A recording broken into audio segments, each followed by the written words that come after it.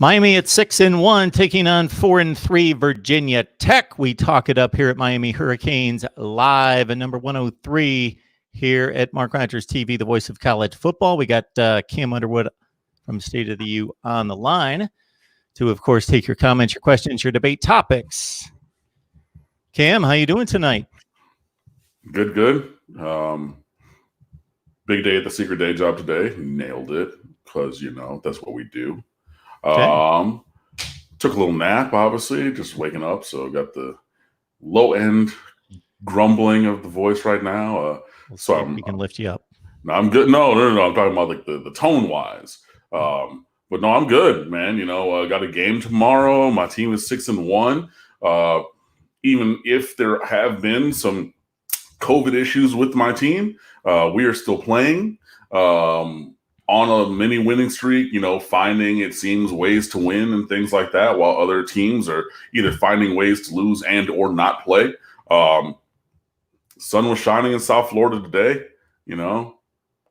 can't complain. Good. Life's good. Yeah, man. All right.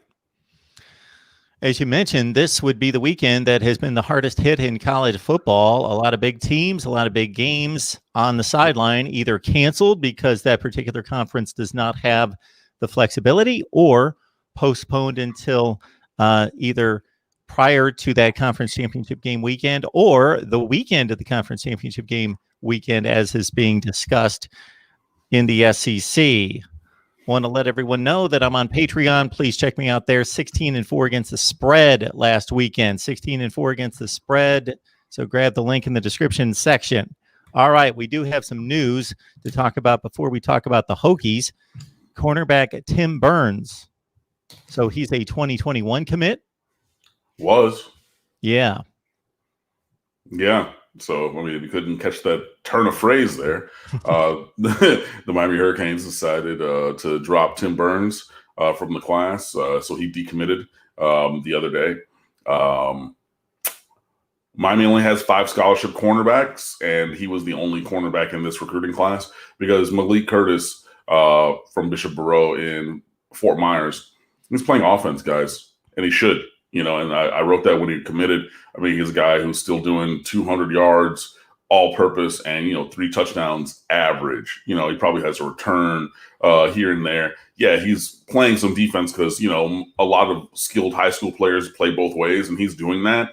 But it's like, 7 catches for 145, 2 touchdowns, an 80-yard punt return for a touchdown with 2 tackles and an interception. It's just like, one of those things is a little bit more, or, on one side of the ball, he's more productive, and he should. His best and future position is as a space speed player in a spread offense. That's it. So I'm not counting Malik Curtis on defense. I know that there was a piece by another site that was talking about the staff is debating where to put him in college now, but to me, this seems like a court scene from Law and Order. Asked and answered, guys. Like, we already debated this, thought about this. He was recruited initially as a developmental cornerback. He's doing what he's doing on offense this year. Okay, cool. Well, we'll put him on offense, or should put him on offense. And then, sorry. Every time that happens, I think, man, I left my phone on the other side of the room. It must be going off. Unprofessional, not muting my phone. But yeah, I mean, so Malik Curtis should play offense. That's really what it was looking like, and all the talk was about and everything. And then staff is like, well, we don't know. And the only reason that you're like, well, we don't know now is because you don't have anybody else committed at corner. But you can't like be once bitten and twice shy. You know what I mean? Like, you can't all of a sudden go back and be like, well, this would be the thing or the move to make. Example, the Detroit Lions, we know that I unfortunately am a fan of that team. They drafted Charles Rogers out of Michigan State, number 2 overall. He was a transformational college player, transformational high school player, and then came to the league. Look, things happen. Guys get injured. He got injured a couple of times. You get injured. You get on some other stuff. Unfortunately, there were some drugs involved and things like that. And he didn't end up being who he was going to be. You cannot let that mess you up the next time. So when we needed somebody a couple of years later, what do? The Lions drafted Megatron, Calvin Johnson. You know what I mean? So you can't be like, oh, well, it didn't hit here. So this guy, Calvin Johnson, and y'all know Calvin Johnson, that dude, right? So it's like, oh, well, if you would have let the previous thing impact your current state or mental state, then you probably don't draft him. You cannot all of a sudden go back on recruiting now and say, well, Malik Curtis should play defense. No, you're doing that out of a necessity, but you're hurting your roster and you're hurting this player by projecting to put him at the wrong position. So for me, no, you don't have any cornerbacks committed. And if you disagree with that, then that's fine. We disagree. I went back and forth with a couple of good friends about that. Captain Kane and some other guys said, oh, well, we simply disagree. And we can disagree, but we don't have any cornerbacks committed in this class now. And this was precipitated by Miami. I asked around, I've heard some things. That's pretty much the consensus that I've heard. Is the consensus that's been discussed by pretty much everybody. Again, believe that or don't, that's perfectly fine. Point of fact is Miami has no cornerbacks committed. This is at a point where this is a big boy move. Okay. This is an Alabama, Clemson, Georgia, Ohio State move. Because you drop a kid like that because you got somebody lined up. I don't know that Miami does in this class. We're extending offers to guys who are committed elsewhere currently. The Corvington kid from Texas is a 3-star who's playing well as a senior. So maybe that's your rump special who ends up as a low 4-star and you go out of state and you get him at the end of the cycle or something like that. Marquis Brown from IMG Academy, who's formerly from Pahokee, he doesn't have a timeline for his commitment. You're talking to some other guys and things like that. But it seems like you're kicking the tires and you got a lot of maybes and you had a definitely solid. Is Tim Burns a world-changing player? No. Is he a guy who can play here at Miami? Yes. Did he want to be at Miami? Yes. So, yeah, I mean, this is a big boy move. And so now if Manny Diaz, obviously is, going with this, you got to pay it off, bro. I don't know who it is or what it's going to be, but whether it's Manny Diaz himself, whether it's Ephraim Bonda as a safeties coach, because, there's talk that he recruits all of the DBs. If he recruits all of the DBs, including corners and safeties, then you got to step it up. If it's Mike Rumpf, who is the cornerbacks coach, and if you have a cornerbacks coach who's not recruiting his own position, what is he doing here? You know what I mean? But come hell or high water, come the end of the day, Miami needs multiple talented players at cornerback in this class. And currently they have none. And with the move to drop Tim Burns, you got to pay it off. If you want to go with a big boy move, then you got to deal with the big boy talk. So if you want to say, okay, cool, we're going to drop this kid because we're going to go get somebody, show me, bro. It's the same thing like I've been talking about on the field. You got to show and prove. But you do not have the benefit of the doubt, especially this position, that you're going to take somebody who could play here, okay, who's not 6'1" and anything, but you got to Corey Couch, you had Trajan Bandy. And okay, is Tim Burns as good as those guys? Probably not, but he can play here. And again, you need numbers. So if you're going to be in the big boy world where you're going to drop guys just because you're going after better, then you got to lock it down. So I don't know who it's going to be. I don't know when it's going to be, but it's at a point where this is a position on the roster where you need assistance in the form of bodies and talented bodies, not right now, but yesterday even, because you even had a talented guy who left the roster and Christian Williams. So I don't know what it's going to be. I don't know where it's going to be from, but you're painting yourself into a corner here. So we'll see what happens. Charles Rogers' 2005 NFL draft. That is the draft that comes to mind. I believe that's correct. Yeah.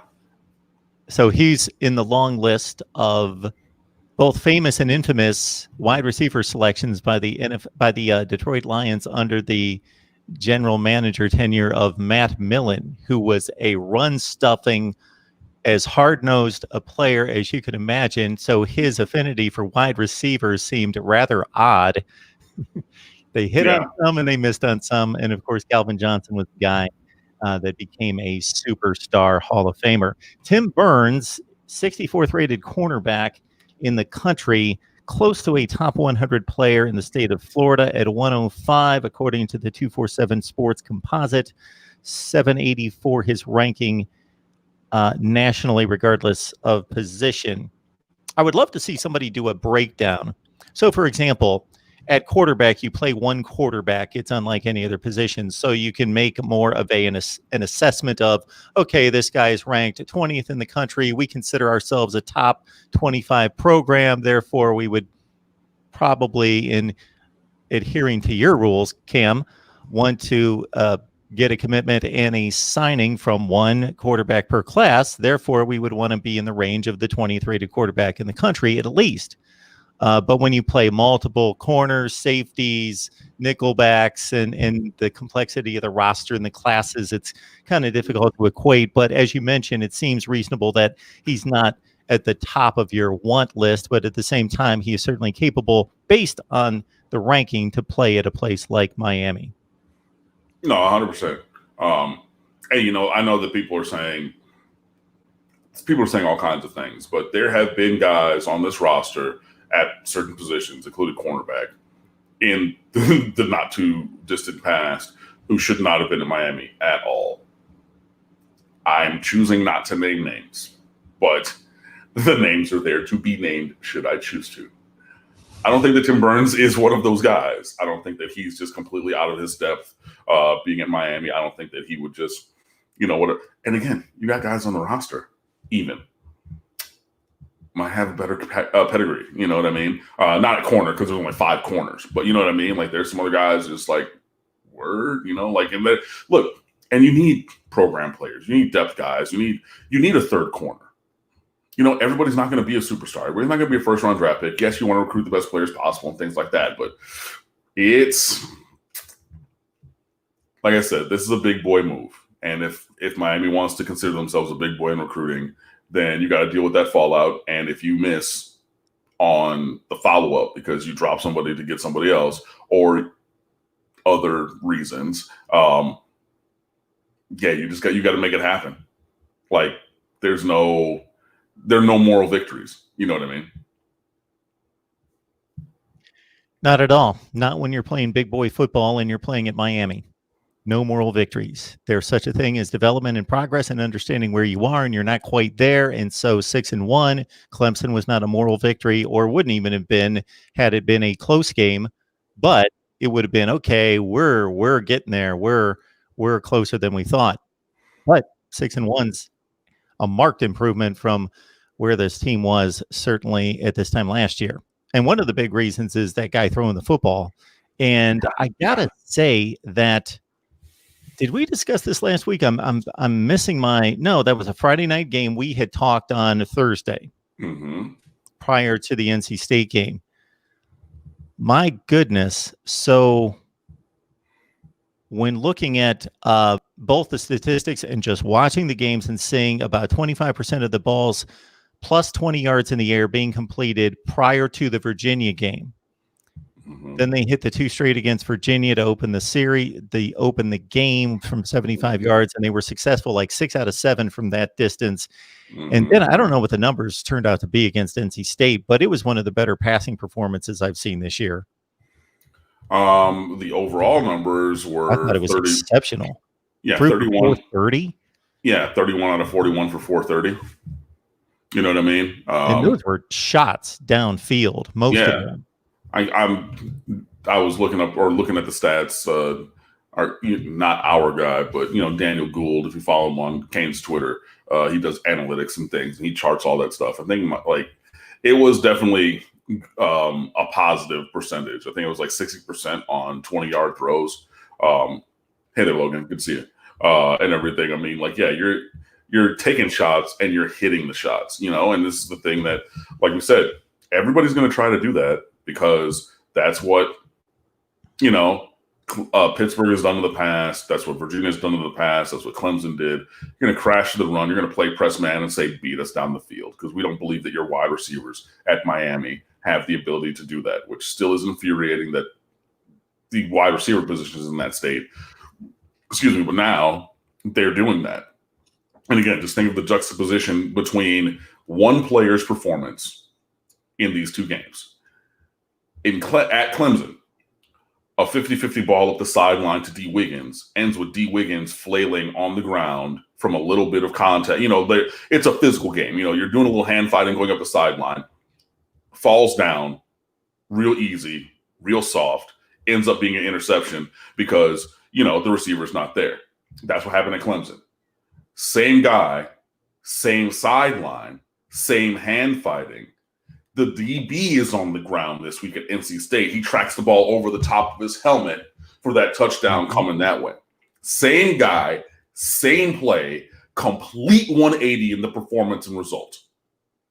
That's what we're talking about. And those little things, that one guy in that one instance, winning that one-on-one versus falling and whatever and having that one-on-one go completely the other way, that's the difference. Those are the margins between winning and losing, because you take that point off or those points off the board, it's 41-37 for Clemson or for NC State last week. That one play is a winning play. I'm going to say, is that the one play that won the game? No, because there's many. There's other kind, you know what I mean? But that's emblematic of the kind of improvement. Obviously, Mark Pope, Mike Harley, everybody, especially in the passing game. But I mean, yeah, that's one example of the same play going completely differently for the same player against Clemson versus against NC State. Now you want to say, okay, well, Clemson has better DBs, and then you're okay, yeah, sure. There are other factors in the world of what happened there, but at the end of the day, one time that thing ends up with you on the ground and an interception. 2 weeks later, that same play scenario ends up with the DB on the ground and it's a touchdown for Miami. And there you have it. Because it was just so obvious to me in watching all these games, and I've seen every game, that they had definitely worked on this. It was his ability to hit it from the quarterback spot. It was the timing between quarterback and receiver. It was also some of the subtleties that you mentioned on a play like D. Wiggins. And Mike Harley, since he made those comments. Hey, put up or shut up. Mike Harley putting up. Yeah. So that first game, we step up a little bit. We weren't doing what needed to be done. So I had a breakout game this week. We're going to continue working, and then he ends up having, the game winner. Again, we've seen Miami win on these. KJ Osborne won on it last year at Pittsburgh. You have just a slant. He ended up flattening it out to cut, cross the face of the DB. They're playing, bringing pressure, playing cover zero. If you catch that ball and you keep your feet, fastest guy on the offense, a high school sprinter known for his speed, recruited here because he had speed unlike, that's uncommon. I'm out of there. Gone. Touchdown. Ball game. You know what I mean? Like those are the differences, man. I made that play. I caught that. And you see him fighting as he's going almost ass over tea kettle and everything. Just that leg strength, that drive. And you could tell Mike Harley knew. He said, if I can keep my feet, I'm gone. And then he got upright a little bit. Got that sprinter speed. He said, oh, nothing but green grass and opportunity and glory in front of me. I'm out of there. And that's what you want to see from the Miami Hurricanes. You know what I mean? And I did multiple podcast guest appearances this week. One of them, the host said, it was a Virginia Tech podcast. They have 3 players at Virginia Tech this year who have 11 or more catches. Miami has 7 players on the roster with 11 or more catches. And the thing about it is our skill players are better than theirs. So yes, do you want to have that Calvin Johnson, center of the universe, transformational kind of guy? Yes. But also, I can give the ball to any of these guys because I believe that they can make plays. And that's the strength of the Miami Hurricanes roster. And that right there is a strength of the spread offense. Because I'm trusting Brevin Jordan, yep. Will Mallory, yeah. D. Wiggins, sure. Mike Harley, yeah. Mark Pope, yeah. Jalen Knighton out of the backfield, that'll work. Cam Harris out of the backfield, sure. Check that down on a Texas route, let him run. Donald Chaney out of the backfield, sure. Any of these other receivers, Jeremiah Payton, who's not even at that level yet, yes, I do. Michael Redden III, true freshman, yeah. He's a big boy. I want to see that happen. My guy Keyshawn Smith, who's only had 2 catches. Do I want to see that? Sure do. But I can keep going and name all these names because we got guys. So if you want to think, okay, well, Mike Harley's out of the game for this play, so we can take it easy because one of their better players is there, so he's not going to hit us for 50 yards and a touchdown or whatever. Wrong, because we got another one of them guys and another one of them guys behind him and another one of them guys behind him and so on and so forth. So we're seeing a lot of this, some of these things that, we've thought to be positives from the spread offense, but also the guys at the top of the roster, the skill players, are playing like top of the roster skill guys, and that's how you keep winning games. And that's one of the assessments I made in taking everybody's calls and live chat comments right directly after the NC State game. Is my assessment of NC State was Ameezy's really good and Bam Knight's really good. The tight end's pretty good. Poljan. No, Poljan was Virginia. I'm getting the Virginia tight end. But anyway, I can't think of his name. The tight end's pretty good. The backup running back person's a backup running back. He's capable. But it's basically Bam Knight and Ameezy are really good at their spots. But they can be keyed on. They're 2 guys versus waves of guys. You don't know where the ball's going. You know what I mean? Like Mike Harley had 2 touchdowns. D. Wiggins had a touchdown. Mark Pope had a touchdown. Not Brevin Jordan. Will Mallory had a touchdown. You have 5 touchdowns go to 4 different receivers. You could add more. You know what I mean? Like it. Yeah, I mean we got guys, man, and this is what we want to see. And Emeka Emezi, he's a guy who Miami had offered early on in his recruiting cycle some years ago, so I remember that name.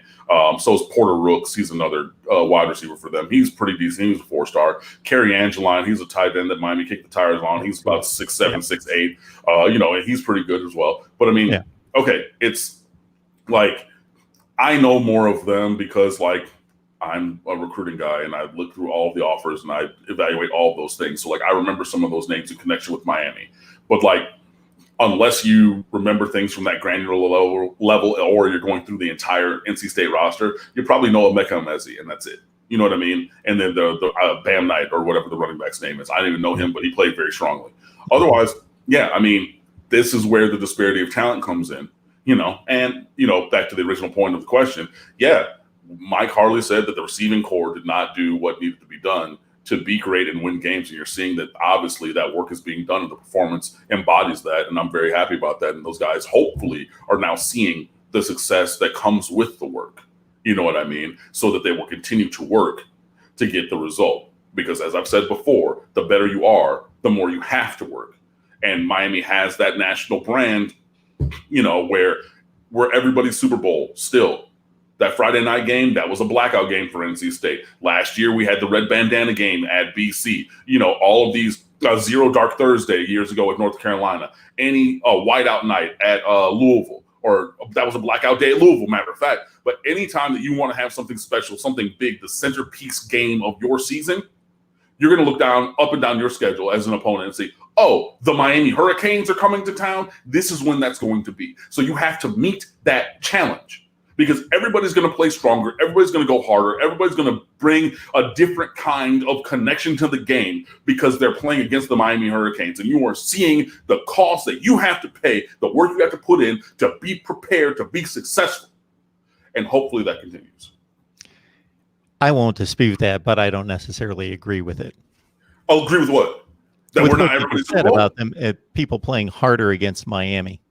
Look, man, I just can't verify it. I can't confirm it. I would think that I'll go back and look at the numbers and I'll even write something up on it. But I know. I'm not disputing it. I'm saying I can't verify it. I'm not going to pat you on the back and say I'm going to confirm that because if I'm a running back at NC State, I don't know if I'm running harder against Miami than I am against Clemson, than I am against Wake Forest, than I am against Syracuse. I don't know. I think it depends on the player. Not on an individual basis, but corporately from the mindset and the outset of the program of, okay, we're going to have this be a special uniform night, or we're going to have the special thing, and we're going to do all the one time per season, the single game special things around the game presentation, around all of the, things. you know what I mean, of being different and having different uniforms and treating this specially because we do all these different things that we only do one time a year, 90% of the time or higher, I guarantee you're going to pick that game to be against Miami. And then, I mean, if you extend that out, you're going to get that from the right. Yeah, but I mean, if you have the single one time a year thing, that can be quantified. Yeah, and I don't think there's any question that the reverse holds true. And again, I can't confirm this or verify it, but it pretty much seems to be standard that if you're in the position of the elite or the higher program, that it's, hey, if you're Georgia and you're playing Vanderbilt this week, a lot of those players aren't necessarily going to give it as much as they typically would. Again, conjecture on my part, but I think it's reasonable conjecture. Fair. Ronan, man, I love your consistency. We love your consistency. You're here every time. Thank you for the contribution. It's here every time. That doesn't mean it has to be here every time, but we just notice and recognize that you are here. And because Ronan's across the pond there, he mentions that nothing like some midnight Mark and Cam action. Happy to be 6-1, hoping to finally see a solid team performance on both sides of the ball tomorrow afternoon. Of course, that's a noon Eastern time start against Virginia Tech. Let's keep getting better. Go Canes. So this is something I mentioned, or I observed in taking comments and questions and doing live analysis after the game and taking calls, is you had basically two buckets of Canes fans after that NC State effort. You had your wasn't good enough, we should stop a team like that, we should win by 3 or 4 touchdowns, not good enough. Then you had your bucket of fans that I think some of them were confused, elated, and not being able to separate. That was a great game to watch. I loved watching the game. I didn't care who won. It was just an exciting game. It was 44-41. Miami down by 10 in the fourth quarter. They come back and win. There were great plays made on both sides. I thought De'Ara King was out of his mind. That's fun to watch. That was a fun game to watch. If you're a Miami fan, even if you're not happy with the overall, let's take a step back and evaluate the performance on both sides of the ball. You're going to be ecstatic that you pulled out the win. In the moment, we won the game. We were down by 10. Our win probability was probably 30 or 40%. It wasn't horrible at that point. There was still plenty of time, but still not good. And boom, we won the game. You can be elated about the outcome, but still be okay, let's step back and look at the football. Got some issues here. So the fan bases seem to be in two buckets there in regards to scowling about the performance, and we shouldn't be messing around with NC State like we did Virginia and other teams, versus just, hey, we're great and we got the job done. Yeah, but I mean, where do you rate the performance both sides of the ball? I mean, I didn't grade it highly. After the game, the good, the bad, the ugly. I think I gave the offense a B+, and then maybe some C's or D's. For the rest of it, I mean, it was a middling performance, to be perfectly honest. And I think that's borne out by the stats, and the game that you watched. You know what I mean? Like, come out and you let NC State hit you with a throwback pass touchdown to the quarterback on the first drive. The offense did come out, Miami's, and then answer that quickly on their first offensive possession. But yeah, I mean, there was a lot of times where it was just like, we should be stopping this team. You know what I mean? Like, they're not really world beaters, and again, you have Bailey Hockman, who is a talented guy. He has a strong arm, but isn't really a polished quarterback. But again, Miami struggled with backup quarterbacks at some times, and making them look maybe a little bit better than they are. And I think that happened with Bailey Hockman. Struggled tackling a little bit. Running backs run hard. And you have that bend but don't break defense, because I don't think that you trust the back end of the defense a lot. So you're going to play more zone. You're going to be more soft and try to keep everything in front of you. And, against Virginia, you did that, and Virginia scored field goals. You did that against NC State, and they scored touchdowns. So you got to keep the pedal to the metal there. But it should not take being down by 10 to the likes of NC State to all of a sudden kick it into gear. Miami outgained them something like 244-6 total yards of offense in the fourth quarter. You know what I mean? Like, that right there Okay, so that's great, and you keep them out of you keep them from scoring. Where's that been, bro? You know what I mean? Like where it. Yeah, like, I don't want to keep hearing about, and I've said this before, oh, they showed something that we haven't seen before on film. We weren't prepared for whatever. We're going to go get it addressed at halftime. Then you come out of halftime. Well, we're still fighting. We're playing hard. And And finally, the light switch flips. And then, it's an ass kicking. 240 something or whatever, to 6 total yards in the fourth quarter. Those are your yards of offense. Hello. So we've seen this kind of performance from this team in the game. Where was that forever? That's the frustrating part. And look, it's a happy thing because, okay, we did that. We dominated them. We stomped on their faces, and then we ended up winning. You know what I mean? We won it on offense. Great play. You call a quarterback design run because De'Aaron King had 80 or 90 yards at the time. Boom, call quarterback design run, going offenses left. You block it perfectly. You read it perfectly. You run it perfectly. Get about 10, 15, 20 yards and say, oh, you know what? Quarterbacks slide.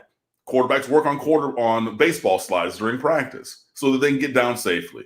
And you know what I'm going to do? I'm going to enact that practice right now, have a quarterback baseball slide inbounds, keep that clock running. And I could have scored to run up more points, but I would rather keep the ball right now. Let's go to the best formation in football, the victory formation. Let's take a knee and let's win this game. And you do that, and that's great. So, Miami could have hit him with a 50 burger. You could have had 51 if you decided that you wanted to keep running, and score. But why go do that in the game and get points when the more important thing is having the ball, and they don't have the ball because you can't come back unless what? You have the ball. So you did that great. You came back, you won, and it was awesome. It feels good to win. I'm never going to complain about I'm never going to apologize for a win. I think that we can nitpick some of the performance. Sure. But, again, it's uneven because it's for 3 quarters, you're 3 quarters and a half. So what's that? 50-ish minutes of football.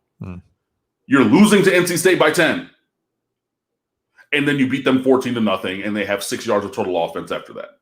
So it's a very Jekyll and Hyde kind of thing. And then who we're playing and how we're playing. And this is offense and defense and things like that. There are some granular things that we can nitpick, and I think that we should. So do I grade it well? I grade it well enough because we won, but I think that the inconsistency of the performance and the fact that, we let NC State kind of do what they did for a long time depressed the grades a little bit. So yeah, but I was always a tough grader when I was a teacher. So, so my concern there is that if Miami is one of the 15 best teams in the country, I know that they're ranked currently in the top 10. I don't necessarily think they're quite that good, but we'll see. Top 15 in the country. And this slew of teams that they're playing in the ACC are all, as we've mentioned many times, top 50 teams in the country. Mm-hmm. And they're all in that same bucket. They continue to pick off these teams: NC State, Pitt, Louisville, Virginia Tech, or not Virginia Tech, whoever I missed in that load of teams. Throw out Florida State. They're just getting kicked by everybody at this point. They're terrible. But everybody else: Louisville, NC State, Pitt, Virginia. Okay. I would expect a team top 15 in the country, not that you're going to beat all of them 41-10, because somebody's going to step up and play you really well, or 2. You're not going to be like 8 of them all by 5 touchdowns. But there should be a few of there should be a consistent 31-10, 41-17 kind of gap. And then you are going to play a close game against an NC State or a Virginia, maybe twice out of the 8 conference games. More of that consistent disparity between you and everybody else that's at that level. Mm-hmm. Elliot says here, the FPI, man, I'm done with the FPI. Miami's got a 32% win probability of Virginia Tech. Okay. I believe that Virginia Tech's better than the teams that we just mentioned, but they have certainly lost to some of those teams. I think the 2 score comparisons that we have are Virginia Tech beat NC State by 3 touchdowns, 45-24. So there's a comparison there. that's on Virginia Tech's side. They beat Louisville by a touchdown. I saw some of that game. They were more in the 2 to 3 touchdown lead, gave up some points late, beat them by a touchdown. But if you look at the resume overall, Miami's been a better team. They're a better team, not by like just leaps and bounds. It's no contest, but they've played better. They've been better. 6-1 versus 4-3 is pretty indicative of where the two teams are.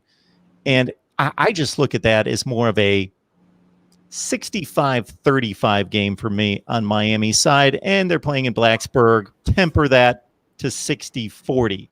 I don't understand 68-32 Virginia Tech, if that's accurate from Elliott, and I don't question that it is. Yeah, I just don't get the FPI.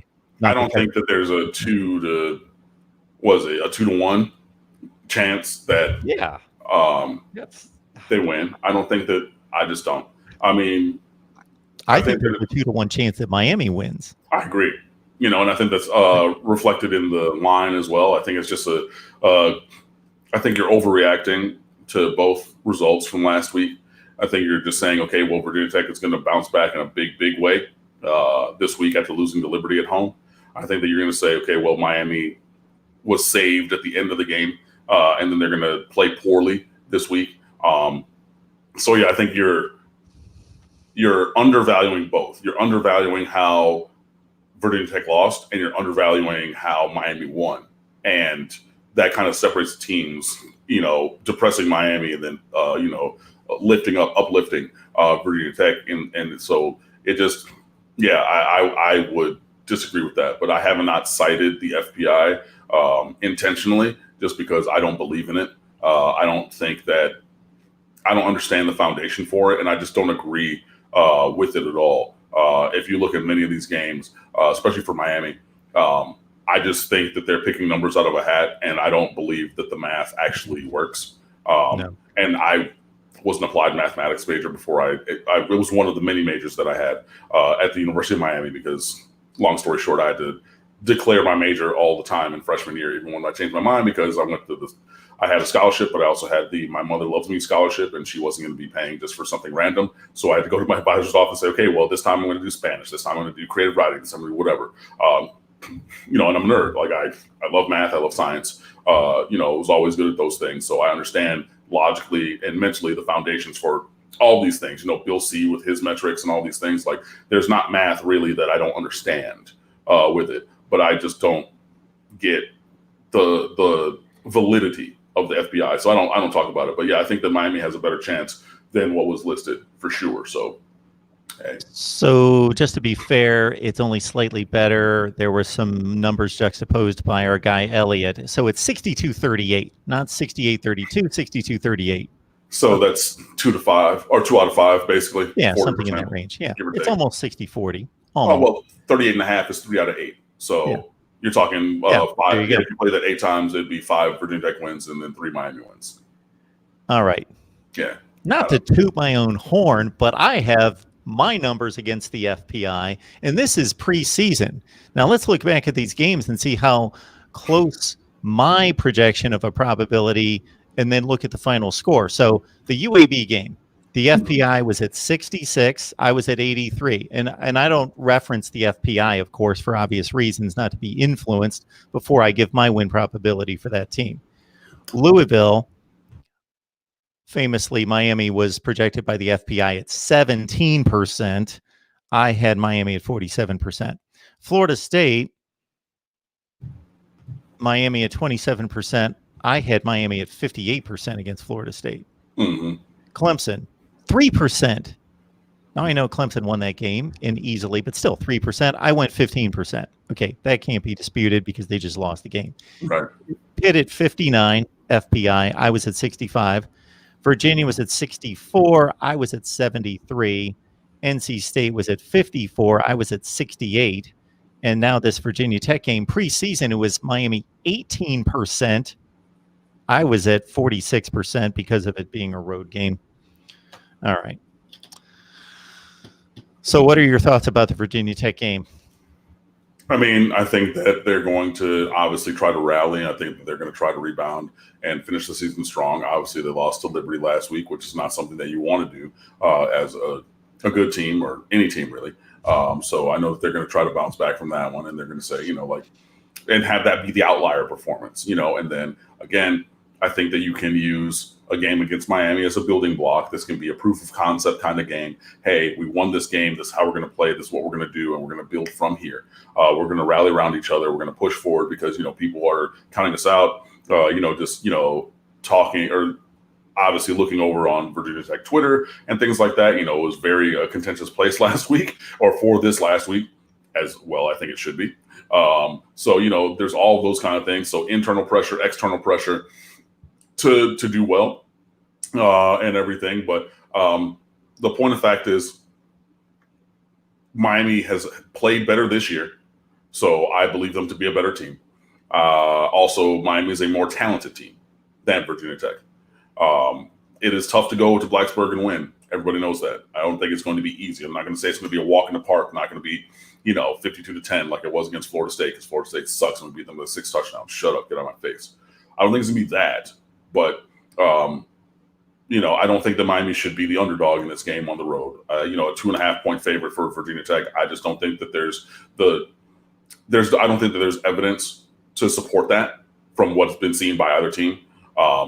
So, I think it could be a dogfight. I think it could be a tough game, but I expect Miami to win. So this is a game really where this is a line of demarcation game. This is a show and prove game, because if we go 1-3 over these last 4, then that's at 7-4, excuse me, like I predicted preseason, which obviously was a little bit of a just, hedging, because like we should be better than that. We should perform better than that.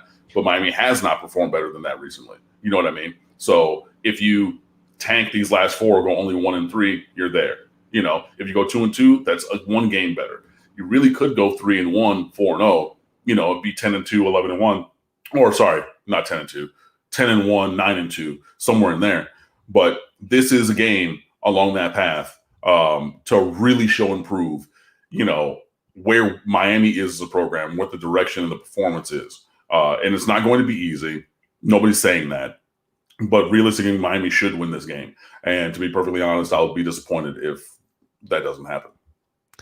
So here's the straight deal on our content delivery here. And what we would like and expect from you is I've got a Miami channel here, much in part to what Cam's been able to deliver down through the years, and to a lesser degree, some others. And I get on here individually from time to time and deliver content. So it's a collective effort.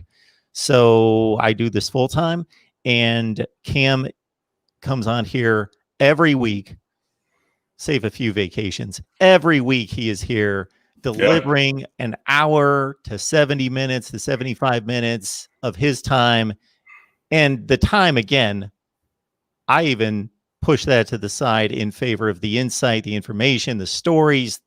It's just, I don't know where you get it elsewhere. So keep that in mind. When you like the video, that helps me and my channel. So I would appreciate that. But let's keep in mind, that only helps me. The comments, they help me. The engagement shows YouTube people are engaged. If you subscribe, that helps me. When you contribute with the super chat, please consider that. That helps both of us. So please keep that in mind, as our buddy Ronan does. And Ronan has served up a question here. Well, before that question, there was one before about transfer portal cornerbacks. I think. Yeah. I haven't looked at the transfer portal list recently. I know that pretty much every outlet will cultivate one: ESPN, CBS Sports, 247, the Rivals Network, Sports Illustrated if they're still doing sports. Everybody will have one, and then we'll talk about that thing. The tongue-in-cheek thing is always anybody says they're going to the transfer portal, hey, we should go after them. Kevin Harris, defensive line DN linebacker from last recruiting class, who chose Alabama over Miami, is now in the transfer portal. The kid from Georgia who ended up he was committed to Miami and flipped to Alabama late. So that Miami curse of guys going elsewhere late, and then leaving and not being that successful there continues. Is he a guy that we would look at?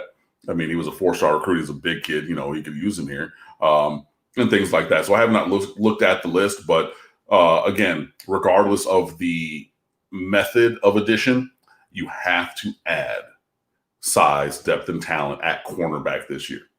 So whether that's in this recruiting class, whether that's via the transfer portal, whether that's a kid getting dropped off from Mars who is 6'3" with long arms and loose hips and can run and play coverage.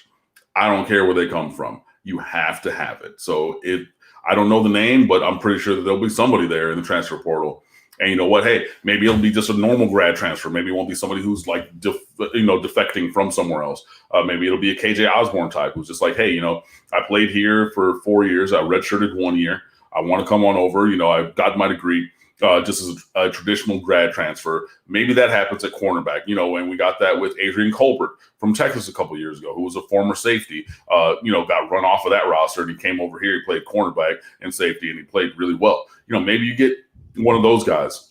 So I don't know the name and I don't know from where, but at the end of the day, Miami has to add talent at cornerback, whether it's through the high school ranks or through the transfer ranks. And we're going to obviously keep looking at that because that's an absolute necessity for this roster going forward. If any of our viewers are in the Los Angeles area, I will let you know that I'm going to be on ESPN Radio tonight in Los Angeles at 11 o'clock Eastern, 8 o'clock Pacific time. Very nice. Their show host just reached out to me. Have no idea who the guy is, but I spoke with him today. Found me somewhere and would like me to talk college football on there on a regular basis. But this would be the first time, so that'll be very cool.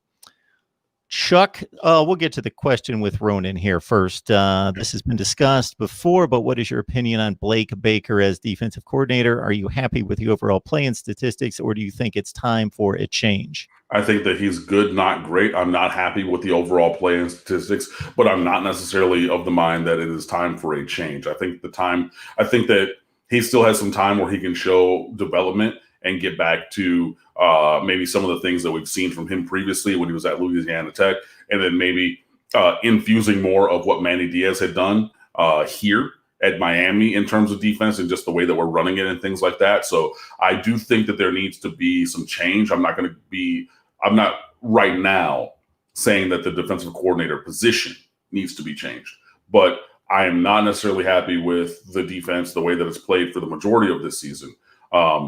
And maybe that's a little bit of just the change in talent or the composition of that talent on defense. But also I'm very strongly against the rotations that are being used, especially at linebacker. The strength of linebackers at Miami this year is range and speed, but we're not playing the guys with that length, range, ability, and speed. So we're not playing to the strength of the roster, which again is the same thing that we've been talking about when Mark D'Onofrio was the defensive coordinator, when Mark Richt and what's his face? Who's the other? Dan Enos were the offensive coordinators and not using guys well. I don't think that I don't think we're playing the right guys on defense, especially at linebacker. I just don't. And like good on Zach McLeod that he's still here, as a fifth-year senior and everything. But like, okay, Bradley Jennings Jr. It's not great, and I think that there are other guys and they are not the guys with the most speed, athleticism, range, ability, and length. And that's the strength of that position. So why are we playing to a weakness at that position? Because of seniority and things like that? You don't need both of them out there in terms of seniority, if that's what it is. You know what I mean? And I just disagree with that. And I think that that has a negative impact on the rest of the defense. If we're still talking about Sam Brooks not playing, and then he's going to come out in the bowl game and have 12 tackles, 2 tackles for a loss and a sack and something like that. Oh, well, his foot. So now what are we talking about with the health and training staff? If he's not healthy, why is he playing? You know what I mean? Because Sam Brooks has played in every game this year, but he's not getting more snaps because of a foot injury. So why are you not holding him out like you're holding Brevin Jordan out? You know what I mean? Like, I just don't. Those are the things that frustrate me. You have Bubba Bolden, who was literally the Walter Camp National Defensive Player of the Week 1 week, and then did not start the next game because we're starting Amari Carter and Gervin Hall, who are both good, but you got the best safety in America, the best defensive player in America, as evidenced by his play on the field the last week, and you're not starting him. Why? What are you doing? And those kind of things are the things that I need to be up. I need definitely to be updated and changed and addressed immediately. But I'm going to give Blake Baker the time, I think, this season to work on it and get it right. But if this persists in through this, through like the next season's worth of games, so the last 4 this year and like the first, half, 2/3 of next year, I think that's a time where I will maybe then entertain the conversation about a change at that position. But right now, I think it's a little premature to talk about changing the defensive coordinator position when I think that he can get back to the roots of what we've done well recently and move forward in that way. We so much appreciate the Super Chat contributions coming in from Sasha Cooper. Thank you so much, Sasha. Appreciate what you guys do. Go Canes. Sasha. And Cam's got the pipes for that, so he comes in with the Hurricane Speed Jr. Go Canes. Let's get this W. Thank you so much, Hurricane Speed Jr., for that Super Chat contribution as well, or however I pronounced it there. Benzo Kane is letting us know that he is in the live squad for the first time. So thank you, Benzo Kane, that you could make it on in. Welcome. And I got another one coming from Chuck C. Happy Friday, Cam and Mark. After watching some Virginia Tech games, as good as the passing game has looked, looks like a week that the run game can break out. Yeah, the Hokie defense, we had Mike McDaniel on last night. Not good. No, not. Oh, I did Mike's other podcast, the Hokie. Well, I did 2 podcasts with Mike this week, actually, on back-to-back days. So yeah, he's got like 14 of them going. I know. Yeah, I did the basketball conference with him and Joey, and then I did the Hokie Hangover with him and his other guys for that one yesterday. But no, yeah, I mean, Virginia Tech's defense has been porous this year, including the run game defense. And, it's funny because we kind of had dueling takes of our team struggles with mobile quarterbacks yesterday. And obviously, they struggled with the mobile quarterback last week against Liberty and ended up losing that game. And, oh, hey, you just have De'Aaron King, who ran for 105 and threw for 430 last week. So he's a mobile quarterback. And then, we do got 3 really good running backs. I don't necessarily think we're playing them in the right order, but hey, whatever. But, this could be a week where Miami gets right a little bit better in the run game because, again, outside of De'Aaron King, so if you take away his running last week, Miami ran 23 times for 89 yards with the running backs. Not great. It's like 3.7. Yeah. It's not terrible, but it's not the best. You know what I mean? So that can take a step forward. Like, yeah, it was like 20 or something along those lines. I don't have it in front of me, but it was very similar to those numbers. So, yeah, hopefully, we can get the running backs going in that same kind of a way. And then you're going to see, okay, maybe De'Aaron King's rushing numbers come down a little bit because the running backs are going to have, hopefully, double the production or something, somewhere along those lines. But, yeah, it could be. But, whether it's the pass game or the run game, at the end of the day, we get in the end zone, change the scoreboard, and end up winning the game. I'm good with it. But I would like it if, the run game were a little bit more consistent from the running back position this week. And I think that, as currently constructed and performing, Virginia Tech's defense does offer that opportunity to get going in a positive way. If you go to the most of the top 25 teams in the nation and look at their rushing numbers over the course of a season and look at their top back, if there's a primary back or their top 2 or 3 backs, you're going to see that 5.5 yard average be pretty prominent in college football. It's not the NFL. Those teams beat up on a lot of inferior competition, and their backs have a lot of 7 and 8 yard carry games against those teams, and then it's tempered against the really good teams, of course, that are only popping up 3 times a season, let's say. So, 5.5 yards per carry is pretty customary.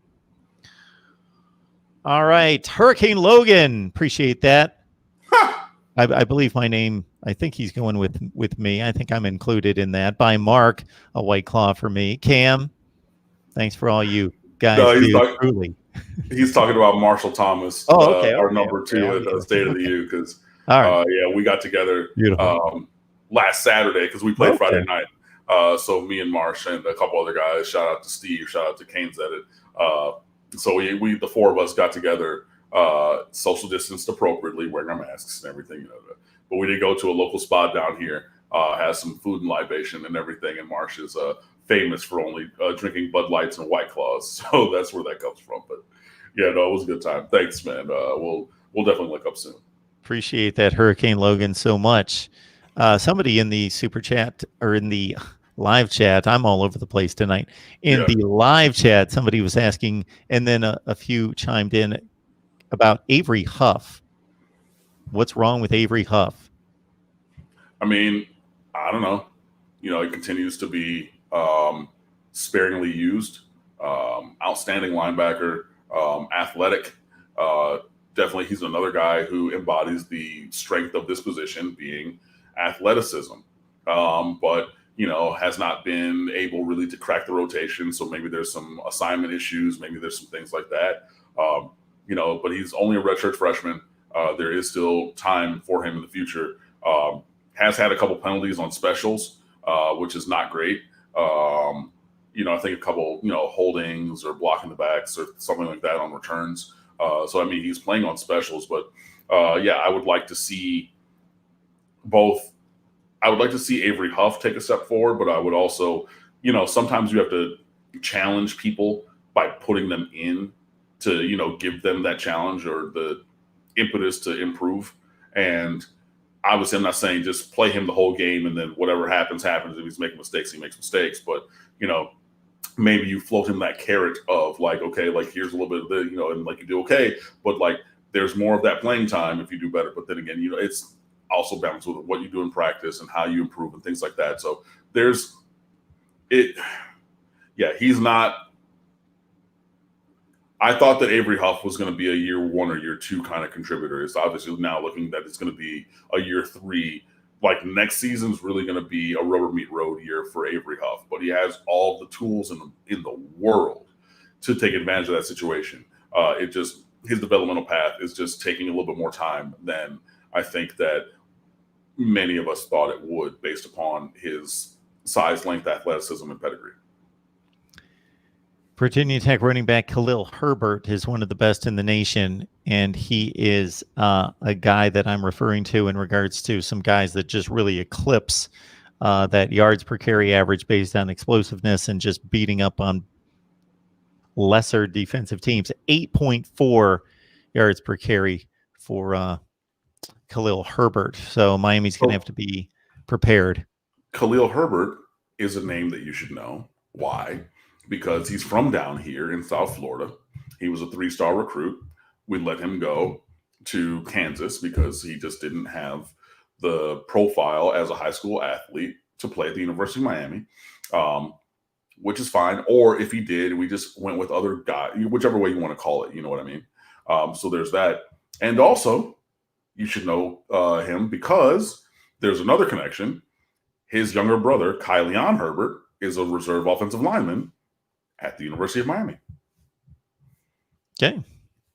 See, that's why we have Cam on. Just one of many reasons. Yep. All right. So we have reached the bewitching hour.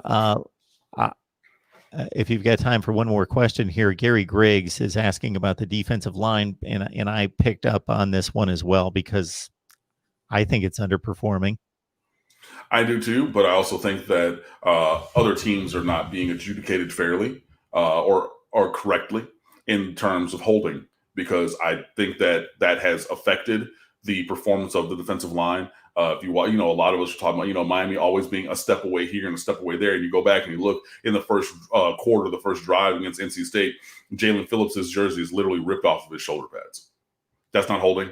You know what I mean? And a couple of years ago, there was a stretch of like 14 games where Miami's opposition was not called for a hold. And I feel like we're in a similar kind of streak right now, or similarly being adjudicated, or the opposing offensive lines, and it's simply not being called, and that's affecting things. And it is not necessarily it's not the reason that we lost at Clemson. I'm not going to say that, and things like that. But I mean, it is definitely impacting the defense. And I simply, as a point of fact, for me, and I'll go back and I can look at the film, but I do not believe that offensive holding is being adjudicated by the officials properly in games or in Miami's games for Miami's opposition when they're on offense. I do not believe that to be correct. And I think that that is a big factor in that. And yes, I think that the defensive line can play better. We do have guys who are just too good to only have 1 and 2 sacks. You know, Quincy Roche, Jalen Phillips, Jared Harrison Hunt, who we're not talking about enough. He's a redshirt freshman, and he's already starting on this defensive tackle. Former basketball star from Christ the King in New York, which is a basketball factory. Lots of guys have gone there. And he looks like he's going to be a first-round NFL draft pick or a high pick, you know, down the line. Nessa Silvera also playing very well. You have John Ford, who's on your second-team defensive line now because he's gotten passed by Jared Harrison Hunt. You have, you know, Jafari Harvey, Cam Williams, Jordan Miller. You got other guys on defensive line. There's too much talent to be producing the way that we are. And I think that obviously that is affecting the defense overall, because if the paradigm is going to be, we're going to get home with 4, and you can't get there. And then to me, and again, I don't have the numbers right now, so I know you can't like support me on that. But to me, I do not believe that holding from the opposing offensive lines is being adjudicated fairly and correctly. Then that's a problem. You know, so then your guys are going to have to cover more. They're going to be in space longer, you know, or things like that. And it has that kind of trickle down effect. So that's how all the pieces fit together. You know what I mean? But in general, is the defensive line performing to the level that they could? I do not believe so. But also as well, I do not think that offensive holding from our opponents is being adjudicated correctly or fairly. And I think that, you know, if and when that does happen, I think that you'll finally, because look, if you call one hold, then that changes everything. But if you're not calling them, look, it goes on and on and on and on. Look, even if you go back to the NC State game, right? That late drive, I think Virginia Tech, or not Virginia Tech, because I'm watching something, sorry. NC State's last drive, and Nessa Silvera had that big tackle for loss on first or second down. He's literally being tugged down. I mean, literally being held and dragged down as he drags down the running back. Look, keep the flag. I don't even need it right then. But you didn't even throw that flag, and it's so readily apparent because it's at the point of the play being made. You know what I mean? And that's just one of them. And he was able to fight through that and make that play because he ragged all the offensive linemen. He had the running back firmly in his grasp, and then that guy is dragging him down and everything. It's even to that point where we're making plays through those kind of penalties and fouls. So, no, I don't think that we're playing the way that we could. I don't think that holding is being adjudicated accurately or fairly for Miami's opposition. But, we'll see what happens. But if you call that early, you don't have those kind of things late. You know, you set the rules of engagement. And, I mean, we've seen this all the time. If you have guys blocking downfield on an RPO, if you call it, great. If you don't, you don't. You know, Miami might have even benefited from some of that not being called. All right, cool. But that's the thing where you set the rules of engagement if you're the referees. You know, if it's offensive holding, if it's that Georgia Tech triple option offense with Paul Johnson where the left guard moved early every goddamn year for 12 years and you never called a false start, then, hey, it's not a false start. Cop didn't see it. I didn't do it. And it's the same kind of a thing. So, I mean, that's a short story long on that one, but I'll just rest on what I've said. No, not playing well. I don't think that holding is being called accurately either. That's it. That does come to mind that they were brilliant at that, getting that left guard off. Bro, you know what I'm saying? That left guard, every play, and I'm straight like he's moving every time. But if you don't call it, then you allow it. You know what I mean? And then, okay, you're setting the rules of engagement for this game that we have to have that. Same thing. If you don't call these holds that are being perpetrated against Miami, then it's not holding. That means we're getting away with it, which then inhibits the defensive line from doing what they need to do, and then so on and so on and so forth.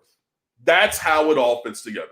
But at the heart of everything, even absent that, or even taking into account that the holds of the opposition are not being called or adjudicated fairly, the defensive line still can level up a little bit further. But I think that this group starting now with Roche at one end, Phillips the other end, Silvera, and then Jared Harrison Hunt, who I think is probably going to be our defensive newcomer of the year this year. He's really just, flashing real serious high-level talent and skills. I think that that's the best four-man unit on the defensive line, and hopefully they continue to eat.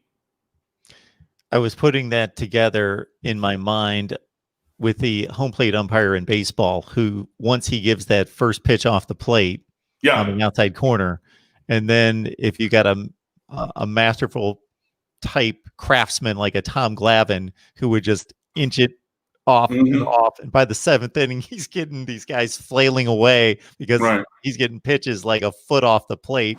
Right. Yeah, because you start right on the black, and then okay, we're gonna go half a baseball off, then we're gonna go full baseball off, then we're gonna go baseball and a half off the plate, and that's still a strike because it looks close enough. And I mean, it's the same kind of a thing, you know. And I'm not saying that that's like the reason, but like if it has happened, the opposite, where you're having Miami called for multiple holds in one game. So you're looking at it, and it's the same referee and the same responsibility now. So you're literally calling it one way, and then the teams flip, going the opposite direction, and you're not calling it. It's the same thing in basketball. How is that a foul over here and not a foul, the same play on the other end? And it's the same guy, not what, you know what I mean? And it's vexing because it's not right, you know? And I'm not even going to say that Miami's not holding on offense because, like, sometimes we are, you know? But so football is such a sport that sometimes everybody's holding. But it's only called against Miami and not against the opposition. And that doesn't stand to muster. I mean, do we miss a Gregory Rousseau? Like, any team in America would miss a Gregory Rousseau. Like, come on now. I mean, yeah, we do miss him, of course. But yeah, man, that's just it's tough. And I mean, maybe I chart it out even tomorrow of how many times I think that there could have or should have been some holding calls. And, you know, look, Canes fans are good to have that evidence real quick. That screenshot, that video, that GIF. I mean, and they hit the mentions. And we have 37,000 followers on the State of the U Twitter account, and I appreciate that. And and by we, I mean, it started with Juan Toribio and I when we took over the account, and then he left, and he's now a full-time writer at MLB.com. He's a great guy. He does wonderful work. And if you're a Tampa Bay Rays fan, you should be following Juan Toribio. But when we started that, and then I took it over full-time and cultivated that from 2,500 followers to 37,000. Hey, man, that's awesome. And, you know, it's great. We get so many mentions during a game. I can't get to everybody. You know what I mean? But if something like that happens where there's a hold and it's not called, Mach 12. I mean, the mention is just, hey, you see, picture, video, GIF. Everybody sees it. And I'm like, yo, I see y'all. I see you. Trust me. And I might pull one for the piece, the recap and everything, but I can't get to everybody. But trust and believe, something like that happens. And I mean, just like, I will delete because I use TweetDeck. So I have, my multiple accounts and I have everything. I will delete the mentions tab because it'll slow down my computer. That's how much we get inundated when these things happen. I choose to finish with this comment of the night from Canes 1973, the U. Cam and Mark Rogers are legends. That's a bit of a stretch, but we'll take it. We appreciate the sentiment there. I think that's completely and totally accurate. You are a wonderful man. You are a scholar and a gentleman. Thank you so much. We'll take it. Yeah, man. All right. Cam, you make this happen. We appreciate it. I hope everybody out there does. So keep that in mind for the next time we get together, which will hopefully be sometime next week. I'm going to be here after the ball game, so sometime around 3:15 Eastern, and certainly become an expert on Virginia Tech football in Miami. Your Canes, you got time to do that. Head on over to stateoftheu.com. What you got in store over there? I mean, just all of our normal game week stuff. We're also layering in basketball content. Wyatt Koppelman and John Reynolds quarterbacking that, and that's men's and women's basketball. So we have all of that over there as well. Obviously, recruiting, hop back in there with the class breakdown, which obviously I'm going to need another one. And I got to get started on these recruiting profiles, recruiting notebooks, because early signing day is in like a month. So we're going to spread that out. I'm going to get a couple of them done. Probably I'm trying to get one a day here in this next little bit because we got 20-something already to write. So I can get those done. Already working on the graphics package for that. Got game coverage, commentary tomorrow, good, the bad, the ugly, all that and more. So be sure that you come on over and fan with us. We're at stateoftheu.com always, 24/7, 365. The social media on Twitter, Instagram, and Facebook is at The State of the U. My personal Twitter account is at Underwood Sports, where I tweet about sports and life and reality TV and all kinds of other things like that. So we have all of those things. And I think we have one last question. Yes, we do. Thank you so much, Norman. This is the first time we've seen your handle that I recall, so thank you so much for contributing here. Hi, Cam, Mark. Do we have the at least 10 offensive linemen making the trip to Virginia Tech? A Virginia Tech site is reporting we may have just enough guys on the offensive line due to COVID issues. Hope it's only a rumor. Miami is a private school, so they're very tight-lipped about COVID and things like that because, perfectly honestly, they don't have to say anything. Concretely, Manny Diaz has talked about, getting guys back, this week. It's like, well, where were they? Were they on vacation, Manny? Were they injured? No, they just were unavailable.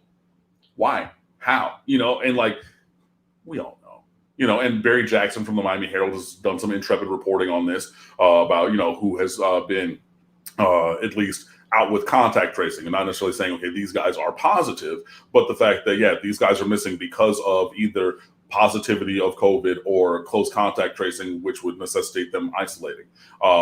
So he's done some very intrepid reporting about that and everything. And I haven't heard anything about this where, we could be missing some major offensive linemen or a great number of them. We don't have that many on the roster to begin with, to be perfectly honest. We need some more offensive linemen to build out depth. But, Isaiah Walker Jr. is pretty much going to be out this year, it seems, because he's on the unavailability report every single week. So I guess he didn't get cleared as he transferred in from Florida. But other than that, no, I haven't really. But then again, like I said, I had a pretty sizable day at the secret day job this week, so I was really focused on that for all the time that I wasn't on a microphone recording one of the 47 podcasts with Mike McDaniel in the last couple of days and everything. So I don't have the firsthand knowledge or secondhand knowledge at this time about that. Hopefully it is a rumor, but hey, as long as we have enough guys for depth. And honestly, we only played 6 or 7 linemen, I want to say, last week. It's not like we're rotating through, line changes. We're playing 12 and 13 linemen during a game. Obviously, you want to have depth so you can have, multiple teams during practice, first team, second team, scout team, third team, things like that. But in terms of like the varsity squad, the competition squad, the squad that's going to be on the field, we're going to play 6, maybe 7 linemen. So as long as we have them, maybe a couple others for depth concerns or injury, I think that we should be okay. But hopefully we will. But if not, then you get to a point where it could be a health and safety kind of a thing because like you need enough bodies, you know what I mean? So I get that that's a thing as well. So I think that, Miami is continuing to have some COVID absences. It's only been limited to, a few here and there. It's like, 6 or 7 it seems to have been over the course of the last few weeks. Hopefully that kind of a thing continues. If there's another additional offensive lineman or something like that, that's kind of unfortunately par for the course. But hopefully, we're acting authentically. We're taking this thing seriously and have enough scholarship. We're not in danger of not having enough scholarship players, I don't think, because Miami is in the 70s of scholarships. So that means you would have to have, 15, 20 guys out to get towards that 53-man scholarship player limit. And I don't think that we're going to get there. The other thing is, even if you only have 10 offensive linemen, this is a thing where, hey, maybe you take that reserve defensive tackle, you make it, give him a different number so he can be eligible at offensive guard if you need the additional body or something like that. And those guys, if you're that size, you probably played on both sides of the line. So that could be something like that. But I don't think it's going to be anything that would inhibit Miami from playing on the field or competing tomorrow. So then I think that we'll be okay. All right, everyone. I've got a radio hit at 11 o'clock Eastern time. I'm going to be on the main channel taking calls after college football tonight, Minnesota, Iowa in particular, and right back here after the Miami-Virginia Tech game, taking your calls and comments in the live chat. Cam, thank you so much, man. Appreciate it. No problem, man. Yeah, we'll see you guys next week.